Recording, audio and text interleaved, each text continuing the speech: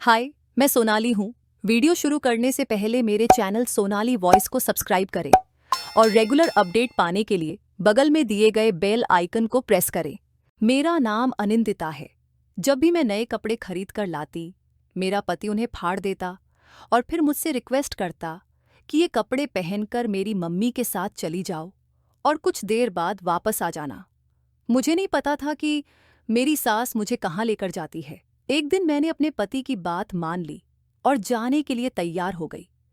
लेकिन जब भी मेरी सास मुझे अपने साथ ले जाती, तो वह मेरी आंखों पर पट्टी बांध देती थी और सख्ती से मना करती थी कि अपनी आंखें मत खोलना और इस पट्टी को मत हटाना। अगर तुमने ऐसा किया, तो तुम्हारा पति तुम्हें तलाक देकर घर से निकाल देगा। मैं अपने पति से बहुत प्यार करती थी, इसलिए अपनी सास और पति की हर बात मान लेती थी। अब हर दिन मेरी सास और मेरे पति मेरी आंखों पर पट्टी बांधकर मुझे किसी अनजान जगह पर ले जाते थे, जहां बहुत शोर होता था। एक दिन मैंने अपने पति से छुपकर अपनी आंखों पर बंधी पट्टी में छोटे छोटे सुराख कर लिए और फिर जब उस पट्टी को बांधकर मैं अपनी सास के साथ चली गई, तो जैसे ही उस जगह पर पहुंची, मेरे पैरों तले से जमीन खिसक गई, क्योंकि मेरी शादी अमित के साथ 2 महीने पहले ही हुई थी। हम दोनों की जिंदगी बहुत अच्छी चल रही थी। अमित से शादी मेरी मर्जी से हुई थी, हालांकि अमित मुझसे शादी नहीं करना चाहता था। ये बात मैं समझ नहीं पाई थी। अमित मेरा क्लासमेट था। हम दोनों एक दूसरे को बहुत पसंद करते थे। मुझे पता था कि वह मुझे पसंद करता है, तो जाहिर है कि शादी भी करना चाहेगा। लेकिन उसने मुझे कभी शादी के लिए प्रपोज नहीं किया। वह सिर्फ कहता था कि वह मुझे पसंद करता है और मुझे अपना अच्छा दोस्त मानता है, लेकिन मुझसे शादी नहीं कर सकता। मैं यह समझ नहीं पाती थी कि वह ऐसा क्यों कहता है। मैं दिल ही दिल में उससे बहुत प्यार करने लगी थी। एक दिन जब मैं कॉलेज से घर आई, तो देखा कि मुझे देखने के लिए लड़के वाले आए हुए थे। मुझे जब यह बात पता चली, तो मेरे होश उड़ गए, क्योंकि मैं इस लड़के से शादी नहीं करना चाहती थी। मेरी मोहब्बत तो अमित से थी, इसलिए मैं उसके साथ ही अपनी जिंदगी बिताना चाहती थी। उन लोगों के जाते ही मैंने अमित को कॉल किया और सब कुछ बता दिया। अमित ने कहा कि परेशान होने की क्या बात है, तुम अपने पेरेंट्स के कहने के मुताबिक शादी कर लो, वे तुम्हारा भला ही सोचेंगे। मैंने अमित से कहा, मेरा भला बुरा सब तुम्हारे ही साथ है। अगर तुम मुझसे शादी नहीं करोगे तो मैं सुसाइड कर लूंगी, क्योंकि मैं अमित की दीवानी हो चुकी थी। अमित मेरी इस बात से बहुत डर गया और उसने कहा कि तुम ऐसा कोई भी कदम मत उठाना। मैं आज ही घर जाकर इस बारे में अपनी मम्मी से बात करता हूँ। मैंने अमित से कहा, तुम्हारे पास सिर्फ रात तक का ही समय है, क्योंकि मेरे मम्मी पापा को लड़के वालों को जवाब देना है और वे लोग जवाब तभी दे पाएंगे जब मैं उन्हें जवाब दूंगी। इसलिए तुम मुझे जल्द से जल्द जवाब दो कि तुम मुझसे शादी करना चाहते हो या नहीं। अगर तुमने मुझसे इनकार किया, तो मेरी मौत के जिम्मेदार तुम ही बनोगे। मेरी बात सुनकर अमित घबरा गया और उसने कहा कि तुम फिक्र मत करो, मैं रात को ही तुम्हें कॉल करता हूँ। मुझे अब रात होने का इंतजार था कि कब अमित की कॉल आए और मुझे उसका जवाब मिले। मैं भगवान से प्रार्थना कर रही थी कि उसका जवाब हाँ में हो। रात के 12 बज गए, लेकिन अभी तक उसकी कॉल नहीं आई थी, जबकि अमित कहता था कि वह 11 बजे तक सो जाता है। मुझे बहुत घबराहट हो रही थी। हार मानकर मैंने 1 बजे खुद ही उसे कॉल किया, क्योंकि मैं उससे बात करने के लिए बेचैन हो रही थी। मेरी पहली कॉल पर ही उसने कॉल रिसीव कर ली। मैंने पूछा, तुम कहाँ हो? तुमने मुझे कॉल क्यों नहीं किया? मैं कब से तुम्हारी कॉल का इंतजार कर रही हूँ। कॉल पर अमित की आवाज़ बहुत घबराई हुई थी। उसने कहा, मुझे माफ़ कर दो अनिंदिता, मेरी मम्मी हम दोनों की शादी के लिए नहीं मान रही। मैंने पूछा, लेकिन तुम्हारी मम्मी शादी के लिए क्यों नहीं मान रही? मुझ में क्या प्रॉब्लम है? मैं तो अच्छी खासी खूबसूरत हूं। अमित कहने लगा, बस ऐसे ही नहीं मान रही। मेरे दिमाग पर मोहब्बत का जुनून सवार था। मैंने गुस्से में आकर अमित की कॉल कट कर दी और उससे कहा कि अब देखो मैं क्या करती हूं। मैंने अमित के खातिर अपने हाथ की नस काट ली। अगले दिन जब मुझे होश आया, तो मैं अस्पताल में थी। मुझे पता नहीं चला कि अमित को कब और कैसे मेरे बारे में पता चला। जब मेरी आंख खुली और होश आया, तो मैंने अपने सामने अमित और उसकी मम्मी को देखा। मेरे घर वालों ने मुझे बहुत डांटा कि अगर मैंने उन्हें सब कुछ बताया होता तो शायद मुझे यह सब नहीं करना पड़ता। फिर अमित की मम्मी मेरे घर रिश्ता लेकर आ गई और मैं अपने प्लान में कामयाब हो गई। खुशी खुशी दोनों परिवारों ने मिलकर मेरी शादी अमित से कर दी। शादी को 1 महीना ही हुआ था कि मौसम ने करवट ले ली। अचानक इतनी गर्मी पड़ने लगी कि सबने अपने गर्मियों वाले कपड़े निकाल लिए। मेरे ससुराल में मेरी सास और 2 ननद थीं। मेरे माता पिता गरीब थे। उन्होंने मेरी शादी सादे तरीके से की थी और मुझे साधारण सामान दिया था। अमित भी एक साधारण परिवार से था। हमारी शादी से पहले अमित की मां ने क्यों मना किया था, यह मुझे कभी पता नहीं चला और न ही मैंने दोबारा इस बारे में पूछने की कोशिश की। मेरे पति का घर छोटा था और वह अकेले ही कमाने वाला था। उसके ऊपर अपनी मां और दोनों बहनों की जिम्मेदारी थी। अब तो मेरी भी जिम्मेदारी आ गई थी। मेरी बड़ी ननद का रिश्ता भी तय हो चुका था और उसकी सगाई हो गई थी। अगले साल उसकी शादी होनी थी।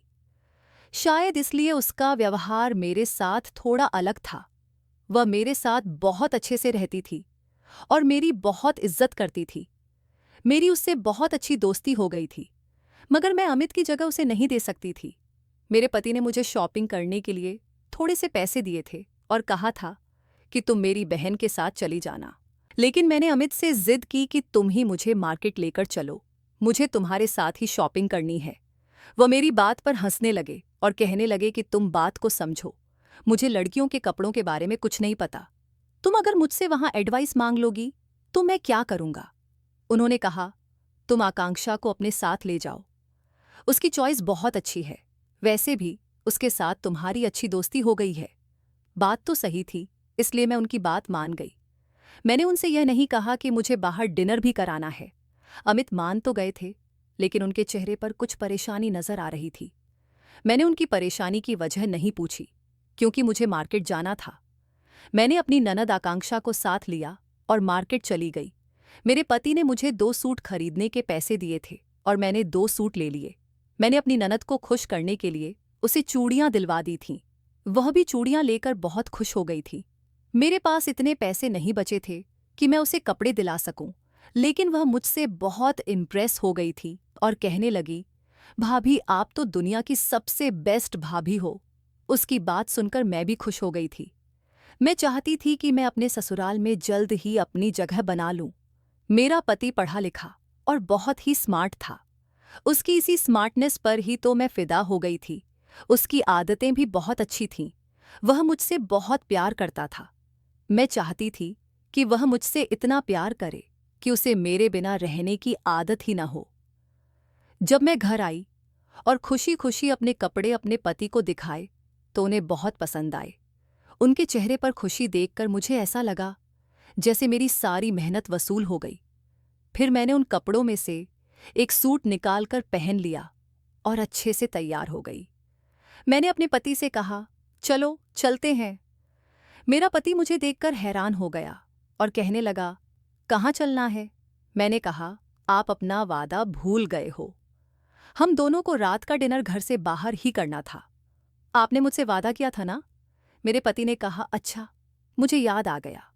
आधे घंटे में चलते हैं। मैं अभी बाहर से होकर आता हूं। मेरे पति न जाने कहाँ चले गए थे। मैं उनका काफी देर तक इंतजार करती रही।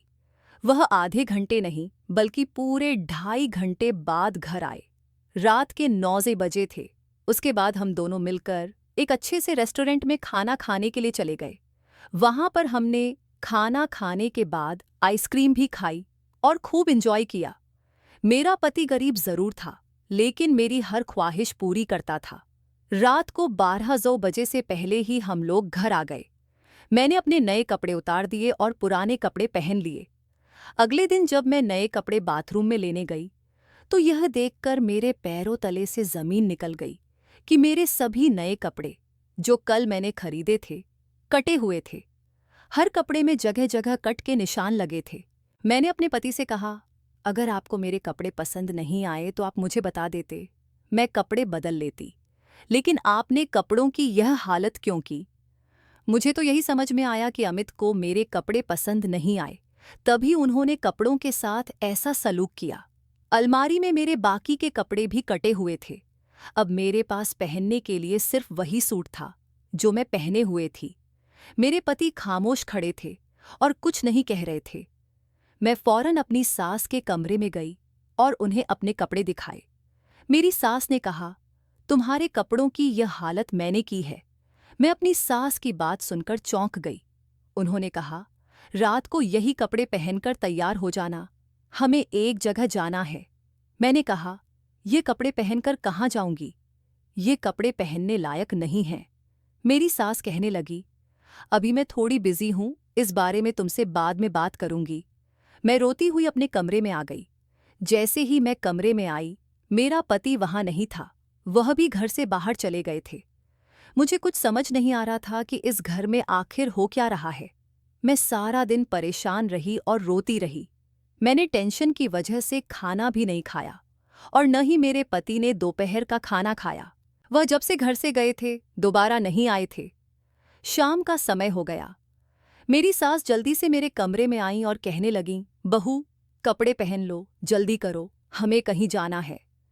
मैंने अपनी सास से कहा, आप मुझसे कैसा मजाक कर रही हैं? ये कटे फटे कपड़े पहनकर मैं कहाँ जाऊंगी? मैं इस तरह के कपड़े नहीं पहन सकती।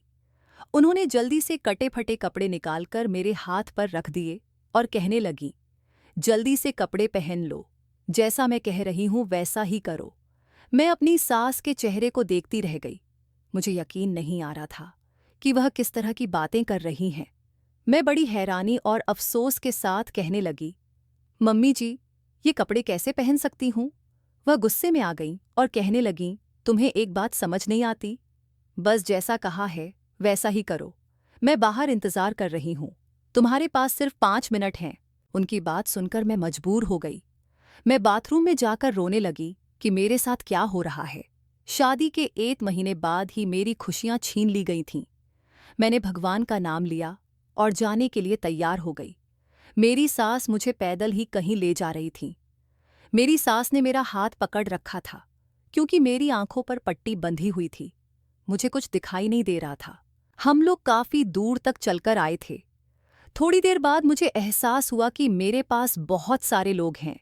मैं महसूस कर सकती थी कि मैं किसी भीड़ वाली जगह पर खड़ी हूं। थोड़ी देर बाद मेरी सास ने मुझे बैठने के लिए कहा। मैं थक गई थी, इसलिए मैं बैठ गई। मुझे समझ नहीं आ रहा था कि मेरी सास मुझे कहाँ ले आई है। आधा घंटे बाद मेरी सास ने फिर से मुझे पैदल चलने के लिए कहा और हम दूसरी जगह पर आ गए। इस जगह पर भी बहुत शोर था। चारों तरफ से गाड़ियों की आवाजें आ रही थीं। मैंने अपने कानों पर हाथ रख लिया। मेरी सास ने मुझसे कहा कि मुझे बोलना नहीं है, इसलिए मैंने चुप्पी साध ली थी। यहां भी उन्होंने मुझे जमीन पर बैठने के लिए कहा, तो मैं बैठ गई। मुझे ये समझ नहीं आ रहा था कि मेरी सास मुझे सड़क पर क्यों बैठा रही हैं, क्योंकि मुझे ट्रैफिक की आवाजें आ रही थीं और इससे मुझे अंदाजा हुआ कि हम सड़क के किनारे हैं। वहां पर हम 2 घंटे तक रहे और फिर वापस चलने लगे। मैं रास्ते की आवाजें पहचानने की कोशिश कर रही थी, लेकिन नाकाम रही। जब हम घर पहुंचे तो मेरी सास ने मेरी आंखों से पट्टी हटा दी और मुझे मेरे कमरे में जाने के लिए कह दिया। मैं कमरे में आई तो देखा कि मेरे पति सर झुकाए बेड पर बैठे थे। मैं बहुत थकी हुई थी, इसलिए बेड पर बैठकर लेट गई। मैंने अपने पति से कोई बात नहीं की क्योंकि मैं उनसे नाराज थी। उन्होंने मेरी टांगें दबाना शुरू कर दी। मैं उनके इस व्यवहार से परेशान थी, लेकिन पैर में दर्द था, इसलिए मैंने मना नहीं किया। इससे मुझे थोड़ी राहत मिली। उन्होंने कहा, अनिंदिता, आज जो कुछ भी हुआ है उसके लिए मैं बहुत शर्मिंदा हूं। कल मैं तुम्हें शॉपिंग पर ले चलूंगा, तुम अपनी मर्जी के कपड़े खरीद लेना। मैंने कहा, अगर आपकी मम्मी फिर से मेरे कपड़ों को काट देंगी तो?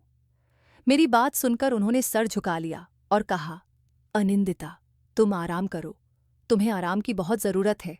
मैंने कहा, मुझे तुम्हारी तसल्ली की ज़रूरत नहीं है। मैं उनसे कोई बात नहीं करना चाहती थी और ना ही उनका चेहरा देखना चाहती थी, इसलिए मैंने अपनी आंखें बंद कर लीं और सो गई। मैं बहुत थकी हुई थी, इसलिए जल्दी ही नींद आ गई। 1 घंटे बाद मेरी नींद खुल गई क्योंकि मैंने खाना नहीं खाया था और मुझे बहुत भूख लग रही थी। इन लोगों ने मेरी नींद और चैन छीन लिया था, लेकिन मुझे क्या पता था कि अभी यह शुरुआत है, आगे और भी मुश्किल वक्त आने वाला है। अगले दिन मेरे पति ने ऑफिस की छुट्टी ली और मुझे जबरदस्ती मार्केट ले गए। मैंने किसी तरह का कोई विरोध नहीं किया। उन्होंने खुद ही अपनी पसंद के मुझे 2 सूट दिलवा दिए। शॉपिंग करके हम घर आ गए। मेरे पति घर से बाहर चले गए और कहा, तुम आराम करो, मैं अपने दोस्त से मिलकर आता हूँ। मेरी सास ने मुझे अपने कमरे में बुलाया और बड़े प्यार से पूछा, कहाँ गई थी? मैंने उन्हें बताया कि मैं अमित के साथ शॉपिंग करने गई थी। थोड़ी देर बातचीत करने के बाद उन्होंने कहा, तुम्हें पता है, अमित के लिए बड़े बड़े घरों से रिश्ते आ रहे थे, लेकिन उसने तुम्हारी खातिर सिर्फ तुमसे ही शादी की। मेरे बेटे के पीछे बहुत सारी लड़कियां पागल थीं, लेकिन उसने तुम्हारे लिए ही ठान ली थी। अब तुम छोटी छोटी बातों को नोमी को भी इस कौतुक बातों को बहाना बनाकर अपने दिन खराब मत करो। अपने पति के साथ हंसी खुशी जिंदगी गुजारो। मुझे अपनी सास की बात ठीक लगी। मैंने सोचा कि मुझे अपने पति के साथ अच्छा व्यवहार रखना चाहिए। यह न हो कि वह मुझसे नाराज होकर कहीं और दिल लगा बैठे।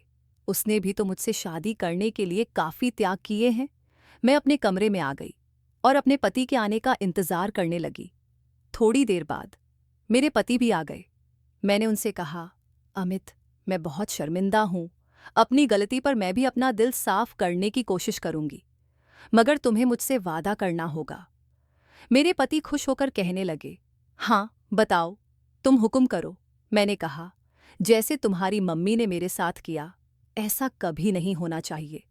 तुम मुझसे वादा करो कि ऐसा कभी नहीं होगा। अमित ने सिर हिला दिया और कहा, मैं पूरी कोशिश करूंगा कि ऐसा कुछ न हो जिससे तुम्हें परेशान होना पड़े।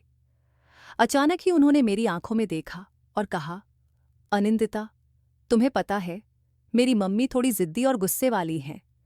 मुझे उनकी बातों के आगे हार माननी पड़ती है, लेकिन वे दिल की बुरी नहीं हैं। उन्होंने मेरी खुशी के लिए तुम्हारे साथ मेरी शादी करवाई थी।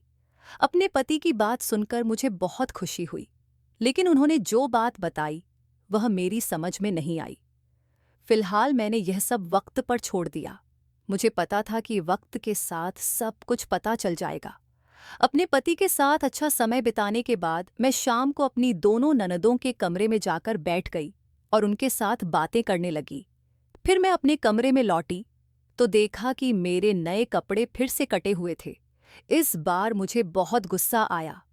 मुझे लगा था कि अब सब ठीक हो गया है, लेकिन यह सिर्फ मेरा ख्याल था।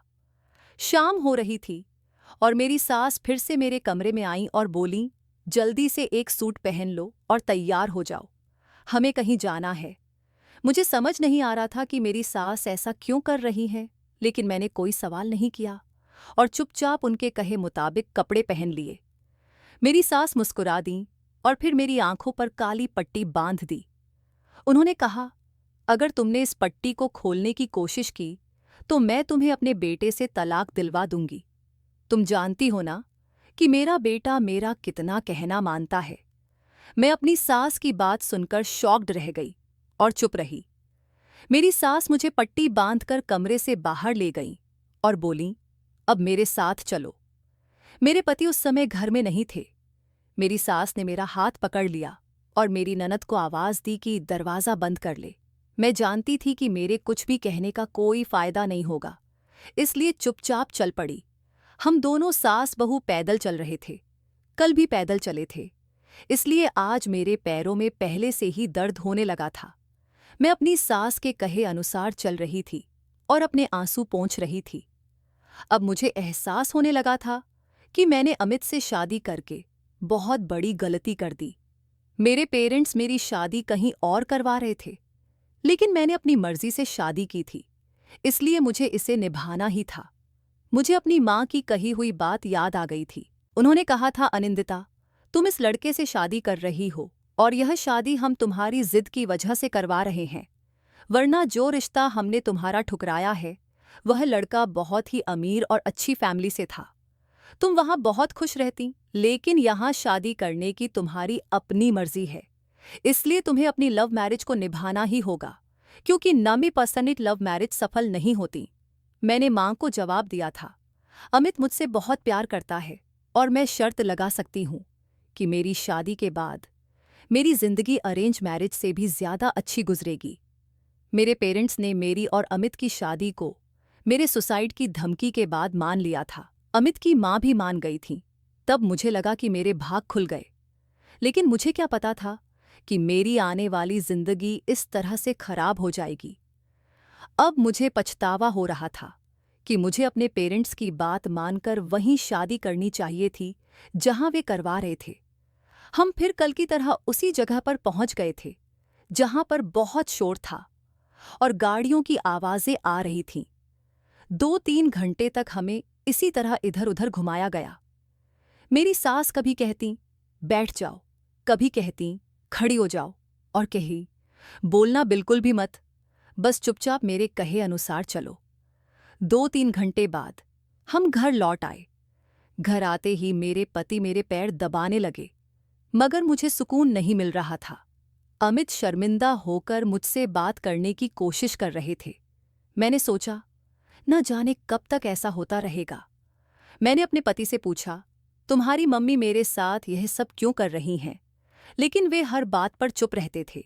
इसलिए मैंने सोच लिया कि मुझे सच्चाई का खुद ही पता लगाना होगा। रात भर मैं प्लानिंग बनाती रही। सुबह फिर से मेरे पति ने कहा, मैं तुम्हें शॉपिंग पर ले चलूंगा, लेकिन मैंने शॉपिंग करने से मना कर दिया। मैं अपनी सास से पूछने लगी, माँ जी शाम को किस समय पर मुझे आपके साथ जाना है? मेरी सास मुस्कुराई और बोली, शाम के 5 बजे तैयार रहना, अमित से बात करना। मैंने बिल्कुल बंद कर दिया था क्योंकि वे मुझे कुछ बताते ही नहीं थे। घर में 2-2 ननदें भी थीं, लेकिन उन्हें भी किसी बात की कोई खबर नहीं थी। मेरी सास अपनी बेटियों पर बहुत ज्यादा रोक टोक रखती थीं और उन्हें कमरे से बाहर नहीं निकलने देती थीं। दोपहर में जब मेरे पति घर आए तो उन्होंने कहा, चलो अभी तुम्हारे पास समय है, मैं तुम्हें शॉपिंग कराने के लिए ले चलता हूँ। लेकिन मैं उनसे बात नहीं कर रही थी, इसलिए मैंने कह दिया, आज मेरी तबीयत ठीक नहीं है, मुझे कहीं नहीं जाना। शाम के 5 बज गए और मैंने फटे हुए कपड़ों में से एक सूट पहन लिया। मैं तैयार होकर कमरे से बाहर निकल ही रही थी कि मैंने अपने पति को अपनी माँ से कहते सुना, मम्मी प्लीज अनिंदिता के साथ ऐसा मत करो, उसकी तबीयत ठीक नहीं है। मेरी सास ने मेरी आंखों पर पट्टी बांध दी। मैंने अपनी सास से कहा, रुको माँ जी, इन चप्पलों से मेरे पैर में बहुत दर्द हो रहा है, मैं दूसरी चप्पल पहनकर आती हूँ। मेरी सास ने कहा, ठीक है, लेकिन जल्दी आना। मैं पट्टी खोलकर कमरे में गई, जल्दी से चप्पल बदली और पट्टी वापस बांध ली। फिर से हम पैदल चलने लगे। मैंने वही फटे हुए कपड़े पहने हुए थे। चलते चलते हम सड़क के कोने पर पहुंचे, जहां मेरी सास ने मुझे बैठा दिया।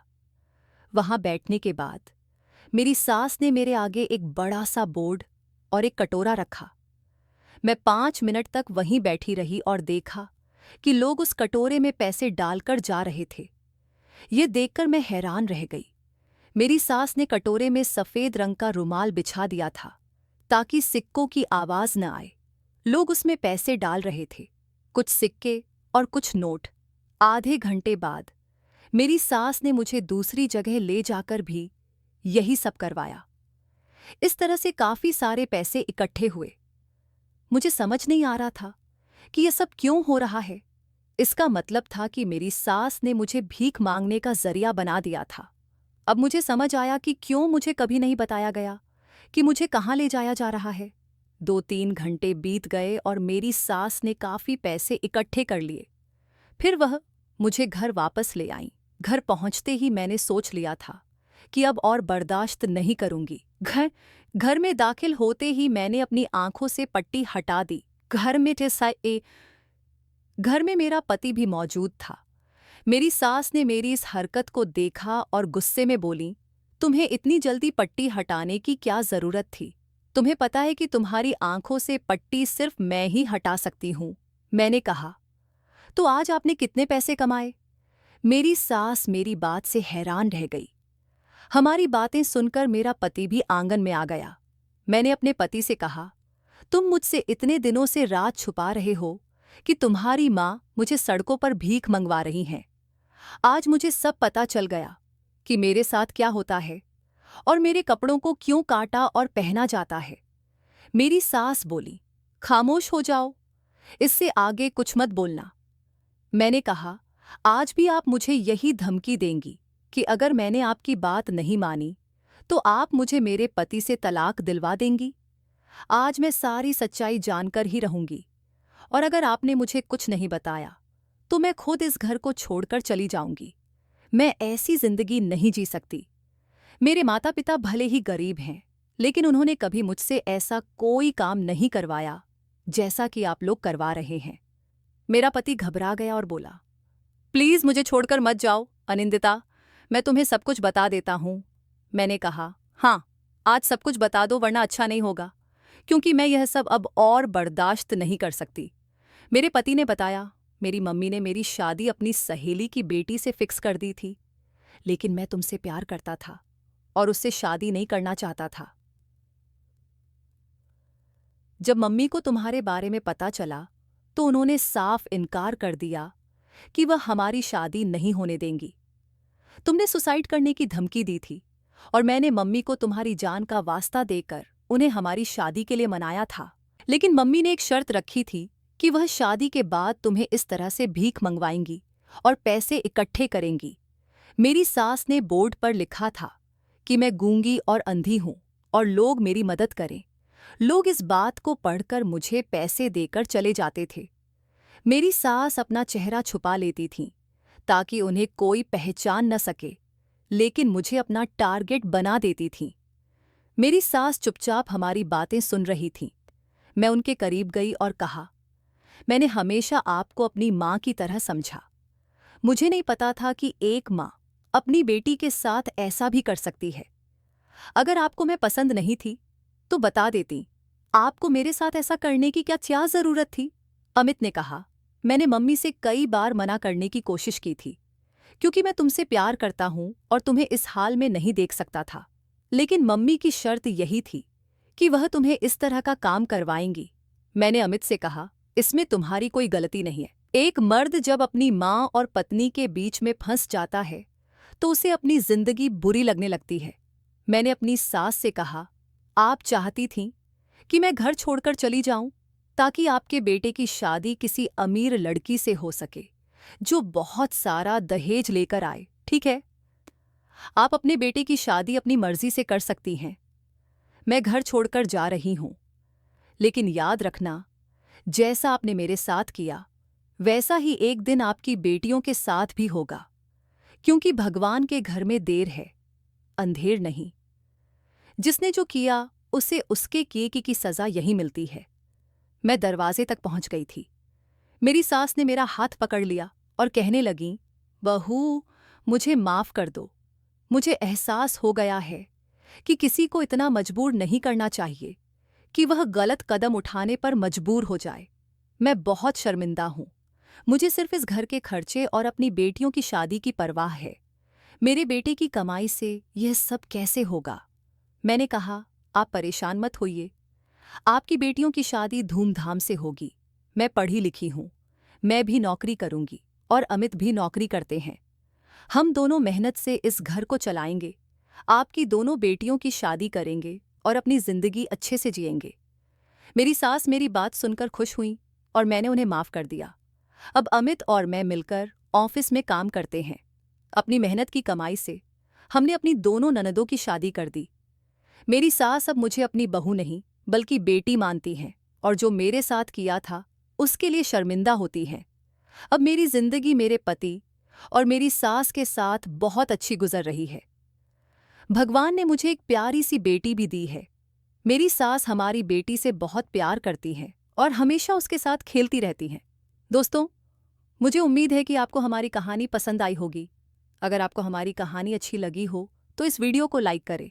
अगर आप हमारे चैनल पर नए हैं तो चैनल को सब्सक्राइब करें और नोटिफिकेशन बेल को भी ज़रूर दबाएं ताकि आपको हमारी अगली अपडेट सबसे पहले मिले।